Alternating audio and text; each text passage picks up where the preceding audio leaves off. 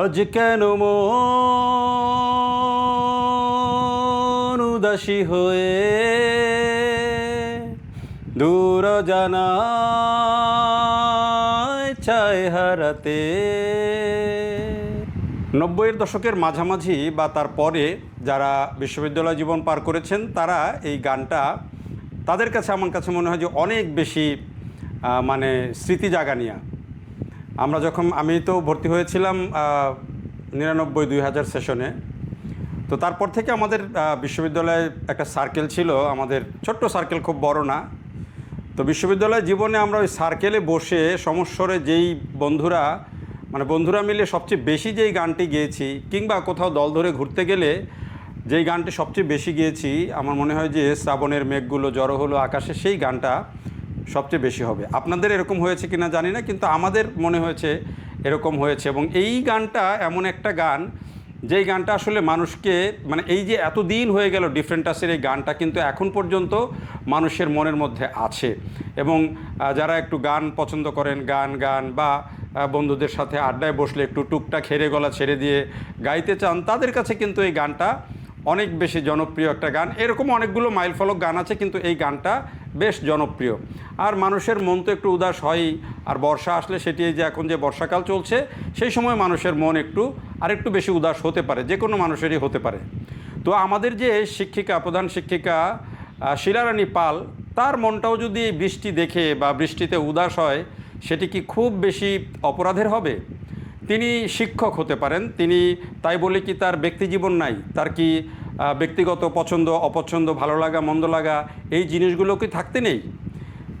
আসলে এটাও ঠিক যে আমাদের কিছু প্রফেশন আছে যেখানে আসলে একটা ওই যে পেশাগত একটা আচরণ বা পেশাগত কিছু নীতি নৈতিকতার জায়গা আছে, যেগুলো আসলে মানুষকে মানতে হয়। যেমন আমরা সচরাচর যত সহজে সব জায়গায় যাই, কোনো সামাজিক আয়োজনে যাই, হাইকোর্টের বিচারপতিরা সব জায়গায় কিন্তু এত সহজে যান না, বা যেতে চান না, বা যেতে পারেন না।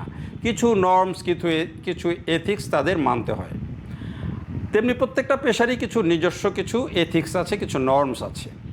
এখন আপনারা বলবেন যে তাইলে ওই শিক্ষিকা কেন টিকটক করলো, ওই শিক্ষিকা কেন এই বৃষ্টির সময় এই গান গাইলো, কেন শাড়ি পরে গাইলো, এই প্রশ্নটা হয়তো তুলবেন অনেকেই। কিন্তু একজন শিক্ষিকা, যেই শিক্ষিকা তার নাচের প্র্যাকটিস আছে, যিনি গান পছন্দ করেন, যিনি বাচ্চাদেরকে গানে গানে প্রতিদিন শেখান, যিনি ছন্দে তালে তালে আমি অনেকগুলো ভিডিও দেখলাম তার, যে ছন্দে তালে তালে তিনি বাচ্চাদেরকে ম্যাথ শেখান। তারপরে দেখলাম যে বিভিন্ন বারের নাম শেখাচ্ছেন বিভিন্ন পদ্ধতিতে, এবং তিনি প্রত্যেকটা ক্ষেত্রেই কিন্তু একটা নতুন নতুন পদ্ধতি প্রয়োগ করছেন, যেগুলো আনন্দের সাথে বাচ্চাদেরকে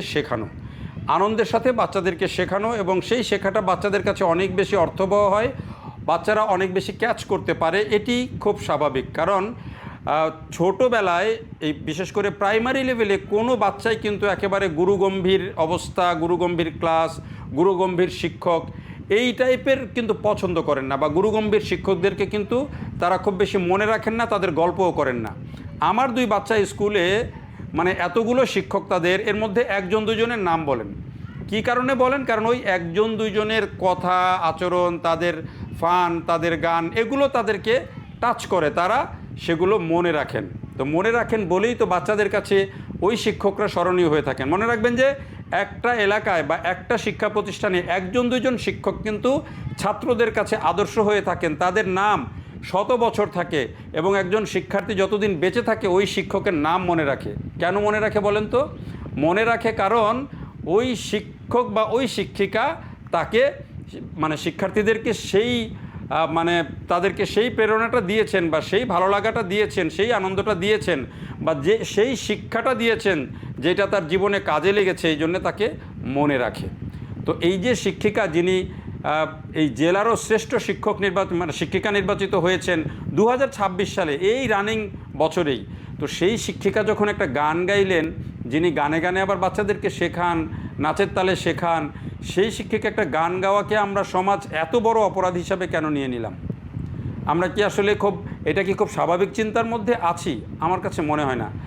আমি জানি না, আমি খুব বড় প্র্যাকটিসিং মুসলিম না, বাট আমি টুকটাক চেষ্টা করি, আল্লাহ বাকিটা কবুল করার মালিক আল্লাহ। আমি টুকটাক নামাজ পড়ার চেষ্টা করি, টুকটাক ইসলাম প্র্যাকটিস করি। একেবারে যে আমি মানে দাবি করব যে আমি খুব ভালো মানে প্র্যাকটিসিং মুসলিম, সেটা দাবি করব না, কিন্তু আমি তো চেষ্টা করি। বাকিটা আমি আল্লাহর উপর যেহেতু ভরসা রাখি, সেইটুকু আমার আছে।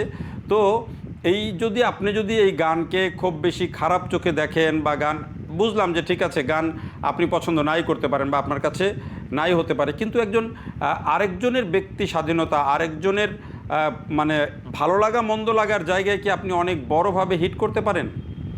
আরেকটা বিষয় বলি, আমাদের একটা সময় যে শিক্ষা ব্যবস্থা ছিল, আসলে একটা সময় তো আমরা অনেক দরিদ্র অবস্থায় ছিলাম। আমাদের স্কুল কি ছিল আর আমার বাচ্চার স্কুলের অবস্থা এখন কি, সেটা কিন্তু আমরা পার্থক্য করতে পারি। আজ থেকে 30 বছর 40 বছর আগে গ্রামের একটা স্কুলের কি ভবন ছিল, কি ধরনের শিক্ষক ছিল, কি ধরনের শিক্ষা কাঠামো ছিল, সেটা কিন্তু আমরা বুঝি। হ্যাঁ, বলবেন যে ওই সময়েও ভালো শিক্ষক ছিল, অবশ্যই ছিল, সেই সময়ের প্রেক্ষাপটে সেগুলো ছিল।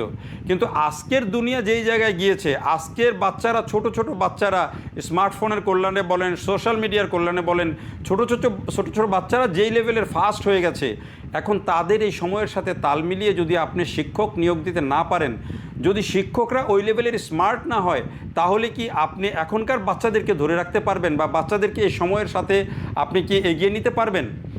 এখনকার বাচ্চারা আপনি দেখেন যে গুগল করে তারা ইউটিউব, ফেসবুক, ইনস্টাগ্রাম, কত কিছু তারা এখান থেকে তারা এআই পর্যন্ত শিখছে। ক্লাস 3, 4, 5, 6-এর বাচ্চারা এআই দিয়ে ভিডিও বানাচ্ছে, এআই দিয়ে ছবি বানাচ্ছে, এআইয়ের সাথে তারা চ্যাট করছে। ওই জায়গায় দুনিয়া চলে গেছে। আর সেই জায়গায় যদি এখন আমরা বাচ্চাদের, আমাদের শিক্ষকরা যদি ওই লেভেলের স্মার্ট না হয়, তাহলে কি আপনি এখন স্কুলগুলোকে সেই উপযুক্তভাবে আগামী দিনের জন্য প্রস্তুত করতে পারবেন? দেখেন, আগে শিক্ষকরা, এত শিক্ষিত শিক্ষক প্রাইমারি স্কুলে আসতো না। এখন পাবলিক বিশ্ববিদ্যালয় থেকে অনার্স মাস্টার্স করা লোকজন কিন্তু, এবং ভালো সাবজেক্টে পড়া অনেকেই কিন্তু এই প্রাইমারি স্কুলের শিক্ষক হিসাবে আসছেন। কেন আসছেন? কারণ আগের চেয়ে বেতন কাঠামো কিছুটা বেড়েছে, অবকাঠামো ভালো হয়েছে, শিক্ষা ব্যবস্থায় অনেক কিছু পরিবর্তন আসছে। তো সেই জায়গাগুলোর কারণেই তো এখন অনেক হায়ার এডুকেটেড লোকজনও প্রাইমারি স্কুলের শিক্ষক হচ্ছেন না। তো আপনি সময়ের সাথে এই যে পরিবর্তন, সেই পরিবর্তনটাকে অ্যাডজাস্ট করতে হবে, এবং সেই স্মার্টনেস দিতে হলে আপনাকে এই জায়গাগুলো কিন্তু অ্যাডজাস্ট করতে হবে। যে আপনি এইটুকু যদি অ্যাডপ্ট করতে না পারেন, তাহলে এটুকু কি বলার আছে? হ্যাঁ, পরামর্শ থাকলে, যদি কারো খারাপ লাগা থাকে, যদি কারো গান পছন্দ না হয়, যদি ধরেন ওনার গানই পছন্দ হলো না, বা আপনি মনে করছেন যে উনি নৈতিকভাবে এটা ঠিক হচ্ছে না, তাহলে আপনার সেটাও কিন্তু বলার বা সেটারও প্রতিবাদ করার কিন্তু একটা ভাষা আছে। ভাই, ট্রল করে, টিচ করে, মেলাইন করে, এগুলা ছাড়াও তো মানুষকে নীতিনৈতিকতার কথা বলা যায়। আমরা চলুন না সেভাবে বলি, একটু মানে সমাজটা একটু আমরা স্বাভাবিকের দিকে যাওয়ার চেষ্টা করে চলেন না। আগামী মানে দুনিয়াটা তো এগিয়ে যাচ্ছে, আমাদেরকেও আগাতে হবে। তো সে জায়গায় হলে আমাদের শিক্ষক সমাজ কিন্তু সবচেয়ে বেশি অগ্রণী ভূমিকা পালন করবে, এবং আমাদের শিক্ষক সমাজের উপরেই কিন্তু আমাদের সন্তানদের ভবিষ্যৎ নির্ভর করছে। ফলে এই যে একটা গান গাওয়া নিয়ে, বা একজন শিক্ষক একটা গান গাইলেন, এটি নিয়ে আমরা যেই ধরনের পরিস্থিতিতে চলে গেছি, সেটি কাম্য নয়। আসলে আমাদের এখন সন্তানদেরকে অবশ্যই মানে শিক্ষার মধ্যে একটা যে আনন্দের যোগ করা, আনন্দের মাধ্যমে অন্তত প্রাইমারি লেভেলে আনন্দের সাথে যে শেখা, সেটা শেখার জন্য সুনির্দিষ্টভাবে আসলে পরিকল্পনা দরকার, এবং কিভাবে এটিকে আরও এগিয়ে নিয়ে যাওয়া যায় সেই পরামর্শ, সেই দিক নির্দেশনা দরকার। এখানে কাদা ছোড়াছুড়ি আসলে খুব বেশি ভালো কিছু ফলাফল বয়ে আনবে না। দেখার জন্য সবাইকে অনেক ধন্যবাদ।